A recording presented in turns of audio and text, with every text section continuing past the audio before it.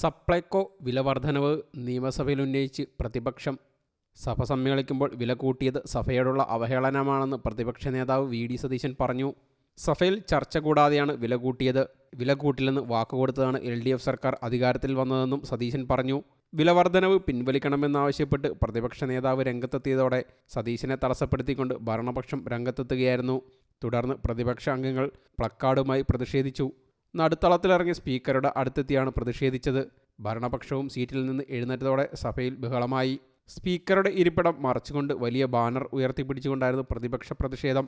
പ്രതിപക്ഷ പ്രതിഷേധത്തിനിടെ ധനവിനിയോഗ ബില്ലും vote on അക്കൗണ്ടും ചർച്ച കൂടാതെ പാസാക്കി. തുടർന്ന് നിയമസഭ അനിശ്ചിതകാലത്തേക്ക് പിരിയുകയായിരുന്നു. കടത്തിൽ നിന്ന് കടത്തിലേക്ക് മുങ്ങിയ സാഹചര്യത്തിൽ സാധനങ്ങളുടെ വില കൂട്ടുക അല്ലെങ്കിൽ കുടിശ്ശിക നൽകുക എന്നതായിരുന്നു സപ്ലൈകോ മുന്നോട്ട് വെച്ച ആവശ്യം.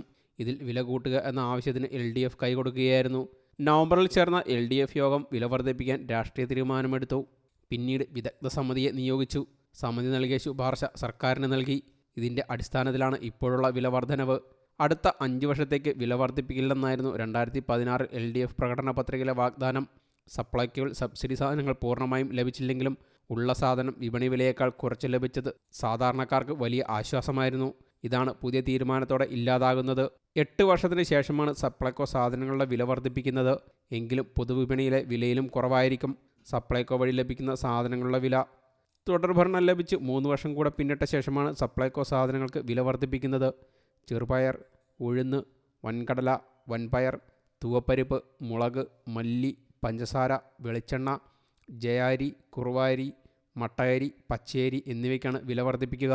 നിലവിൽ ഇടതുമുന്നണിയിൽ CPI ആണ് ഈ വകുപ്പ് കൈകാര്യം ചെയ്യുന്നത്.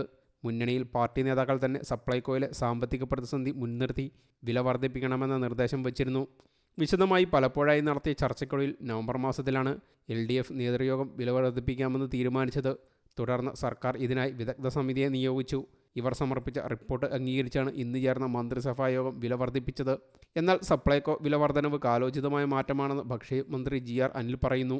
5 വർഷം മുമ്പായിരുന്നു LDF വാഗ്ദാനം. അത് കഴിഞ്ഞ് 3 വർഷം പിന്നിട്ടുവെന്നും മന്ത്രി മാധ്യമങ്ങളോട് പ്രതികരിച്ചു. സാധനങ്ങളുടെ സ്റ്റോക്ക് ഉറപ്പുവരുത്തും. സബ്സിഡി 25% തീരുമാനം. അത് 35% ഇപ്പോൾ തീരുമാനിച്ചതെന്നും മന്ത്രി കൂട്ടിച്ചേർത്തു. സപ്ലൈകോയെ രക്ഷിക്കാനുള്ള ചെറിയ പൊടിക്കൈ മാത്രമാണിത്. കുടിശ്ശിക നൽകിയാൽ പോലും പ്രതിസന്ധി ഭരിക്കാൻ പറ്റാത്ത അവസ്ഥയാണ്. ധനവകുപ്പിൻ്റെ തീരുമാനത്തെ അംഗീകരിക്കുന്നു. 3 മാസം കൂടുമ്പോൾ വിപണി വിലയ്ക്കനുസൃതമായി വില പുനർനിർണ്ണയിക്കും. വില കൂട്ടൽ ജനങ്ങളെ ബാധിക്കില്ലെന്നും അവരെ കാര്യങ്ങൾ ബോധ്യപ്പെടുത്തുമെന്നും മന്ത്രി പറഞ്ഞു. News desk you talk.